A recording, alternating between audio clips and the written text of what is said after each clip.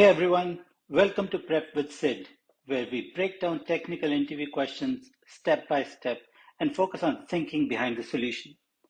Today we are solving a product analytics style SQL interview question. In this video, we'll learn SQL patterns used in product analytics, funnel analysis, user journey analysis, conversion metrics, onboarding analytics. Let's look at the question. Our question for today is, how many merchants activate within the first 30 days of sign-up? A merchant is considered activated if they complete their online store setup within first 30 days of sign-up. Store setup is complete only after the merchant completes all three required steps. They have to create their store, they have to add the products, and they have to set up the payment. Once all three steps are complete, then only we can consider a merchant is activated. Now this question is useful because it tests event table analysis, activation metrics, conditional aggregation, date difference logic, and how to handle duplicate events. You may see variations of this question in merchant activation analysis, user onboarding funnels, SaaS conversion analysis, customer journey analysis, product adoption metrics, user retention, and activation problems. So this is what it means, how many merchants activate within the first 30 days of sign-up. Say there are 100 merchants signed up on March 1st, and 20 of them completed all the setup within first 30 days, then the activation rate would be 20%. That means 20 merchants completed the steps and 80 merchants either just signed up, forgot about it, maybe completed 2 out of 3 steps, but they haven't completed all their steps to be considered activated. Okay, so now we understand the question. Okay, so let's start working on the solution. So I will follow the same pattern. First, create the table, and then insert some records, and then we'll work on the solution. So let's create the table first. So I'm creating a merchant events table with event ID, merchant ID, event type, and event name. Event name is the step whether they added the products or they set up the payment or created store, whether they signed up. So that information is going to be in event name column. Let's run it. Okay, our table got created successfully. Now I'm going to insert some sample data. I have my sample data here.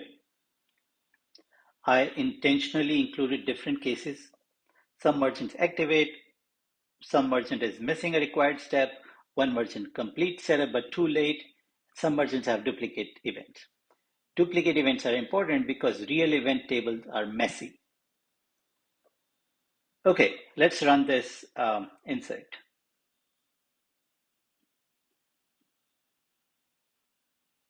Okay, so we got 25 records. Let's inspect the raw data. Okay, so we have merchants, the event time, the event name. We can have different scenarios here. Some merchants are going to be activated, some are not activated, some didn't complete the steps. So we have the different use cases here.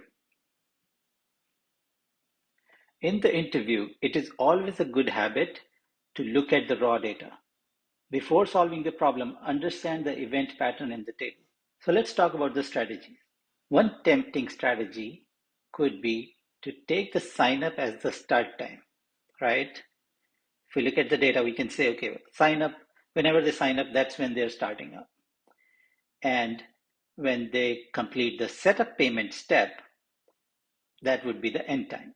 And if we check the difference between the two steps, and if it is less than 30 days, we can consider that as a merchant is activated.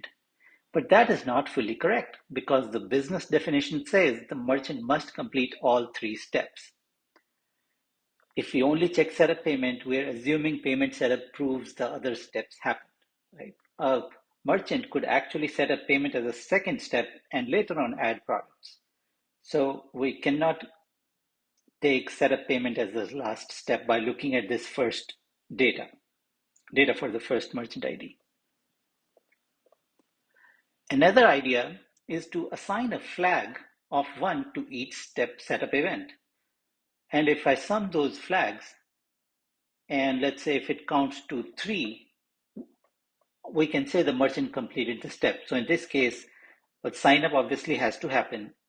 Then the create store is 1, add product, the flag would be 1, setup payment is 1. And now if I add up those 3, that shows that a merchant has completed these 3 steps. But that is also not correct. It sounds reasonable, but it breaks when there are duplicate events. A merchant may add multiple products or set up a payment more than once. So we do not care how many times they did it, we only care whether they did each required step at least once. So the safer strategy is this.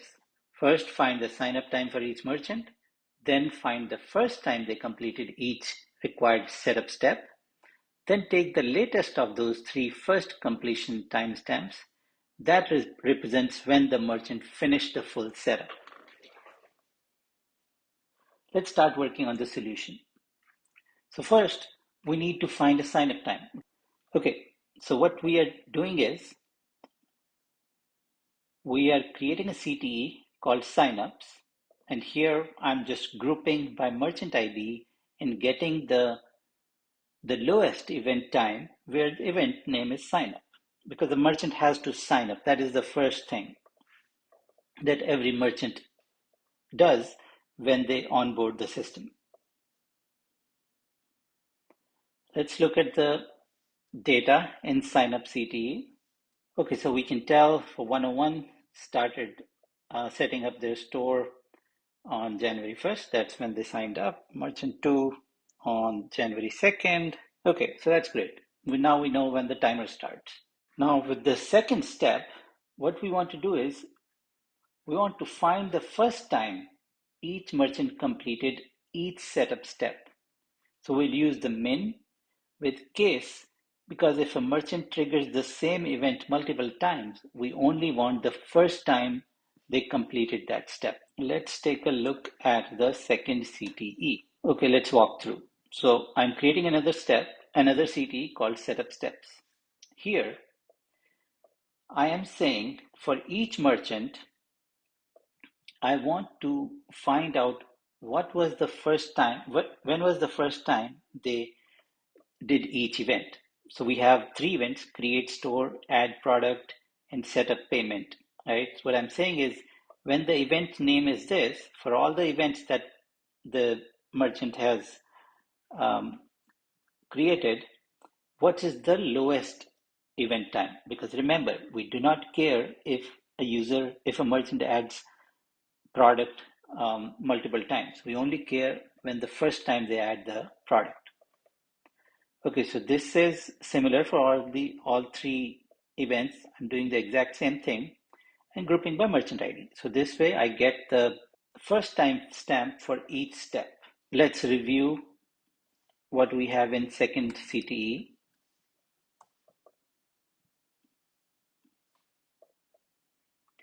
Okay, so merchant first created store. This time we know that they have signed up, and now they're creating the store. And January 3rd, 10 o'clock, added product on January 5th, and the setup payment on January 8th. And here you can tell this second merchant did not complete the setup payment. So you can get an idea that you're getting close to the solution. We just need to figure out when they completed all 3 steps, like what's the biggest time, what's the greatest time of these 3, right? That is your end time. Its setup payment time is not always the greatest time. Remember, merchant can do these events in any order. So now the next step is going to be figuring out what is the greatest timestamp out of these 3 times. Let's create another CTE to do that. Pay attention. So I'm creating another CTE, completed setup. Here I'm saying that for each merchant ID, show me these 3 times, which we already have, and the greatest of all the 3 times. That is when the timer stops. But we only want for the merchants that have completed all the 3 steps. So that's why For example, the second 102 merchant, I do not want to include in my set because I know it did not complete 3 steps. That's why I have this where clause where the time each column needs to have time value in there. Okay, so let's see what we get. So here we still have 6 rows, meaning that we total 6 merchants are still there. All our merchants are still there. And the CT is called completed steps. Okay, let's see. So out of those 6, we have 5 merchants that have completed all 3 steps. But remember, there is another criteria. How many of them completed within 30 days? Okay, so let's review what we have done so far. We don't have the solution yet, but good idea to go back and review. In the first CTE, we are saying, show me the sign up time for each merchant. Okay, that's your timer start. Then we are saying for each event, I want to find the lowest time or the first time when the merchant completed that step. So here, that's why I'm doing for each merchant ID, give me the min on the event time when the event name is create store. Same thing with the second event, third event. This gives me the first time when the merchant completed that step. Now we know that we have to figure out when they completed. That means I need to know what's the last or what's the greatest time when the merchant completed all 3 steps. So that's why here in the third CTE, I'm calculating the greatest, okay, which is the setup complete time. Here you can see in this column we have that value. This is the greatest of these 3. Okay, so now to fulfill the 30-day requirement, what we need is we just need to do the diff between the setup completed time and the sign up time. Okay, and the sign up time is there in the first CTE. So you can guess I'm going to join sign up CTE with the last CTE completed setup and figure out where the difference between the sign up and the setup complete time is less than 30 days. Okay, let's do that. Okay, so we'll create another CTE to add the difference. You can walk through it. So merchant activations. Now we are talking about the merchants who are considered activated. Okay, so here what we are doing is we are taking the sign up and joining it with the completed setup on the merchant ID. And we are getting the merchant ID. This is the start time, sign up time. Then we have the setup completed time. And here we are doing the date diff, okay, between the sign up and the setup completed time. And then we are basically adding a flag whether this merchant is considered activated or not. So if the date diff is less than equal to 30, it is activated, otherwise it is 0. Okay, let's try that. Select star from merchant activation.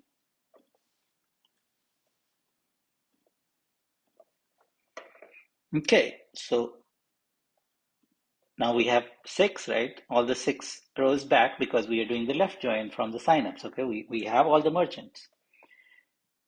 But out of that, you can see the difference, right? 7 days, 9 days, 40 days. And no, this guy did not complete all 3 steps, right? So it didn't get any value here. So we have 1, 2, 3, 4 activated merchants out of 6. Okay.